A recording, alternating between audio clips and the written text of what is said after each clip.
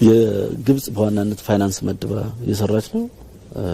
ቲፒኤልኤፍ ሻዕቢያ የኦነግ ሸኔ እና አማራ አካባቢ ያለ ራሱን አፋብን እንደዚህ አካባቢ ብሎ ራሱን ሰይሞ እየተንቀሳቀሰ ያለ ቡድን የራሳቸው ጥምረት ፈጥረዋል።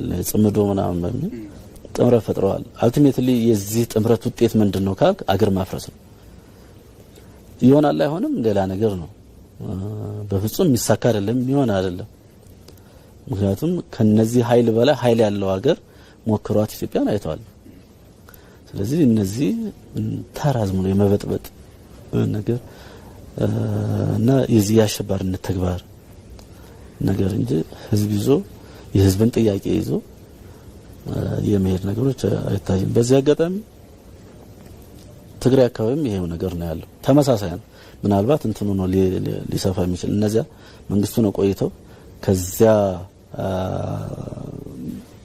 በሚፈልጉት መንገድ መሄድ ሳይችሉ በህዝብ ተቃውሞ ሲነሳባቸው ደግሞ ተመልሶ ወደ ጦርነት ገብተው ከጦርነቱ ተምረው ህዝብ ደግሞ የትግራይ ህዝብ ከዚህ በላይ ይሄን ጦርነት መሸከም የለበትም ብለው ከዚያ ህዝብ ወጥተው ለህዝብ ያሰቡ ያሉ አመራሮች አሉ።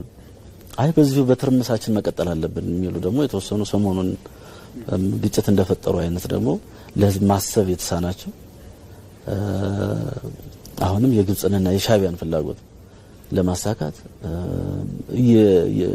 እየለፉ ያሉ አሉ።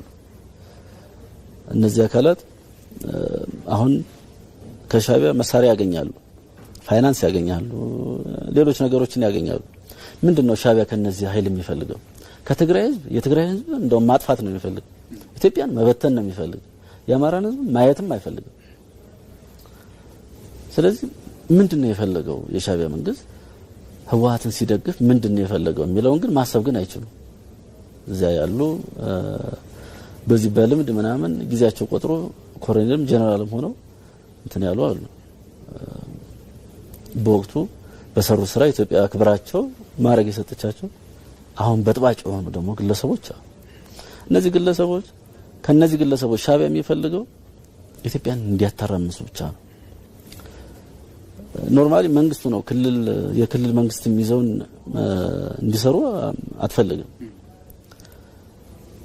ገፋፍታ መሳሪያውንም ፋይናንሱንም ሁሉንም ሰጣ ገፋፍታ ጦርነት ካስጀመረቻቸው በኋላ እሷ ከዚህ ትወጣለች፣ ሻዕቢያ ትወጣለች፣ በእርግጠኝነት ትወጣለች። አትችለውም አይሄን ጦርነት። ከዚያ በኋላ ምንድነው የህወሓት እጣ ፈንታ ምን ሊሆን ይችላል? በቃ ሽምቅ ተዋጊ ነው የሚሆነው።